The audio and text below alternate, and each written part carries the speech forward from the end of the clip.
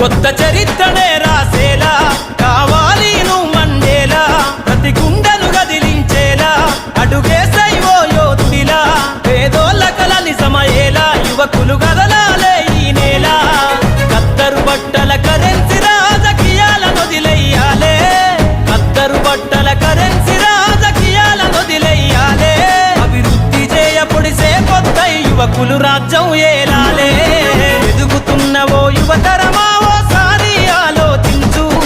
కనుల ముందు గదిలే జెండాలను ఒక్కసారి గమనించు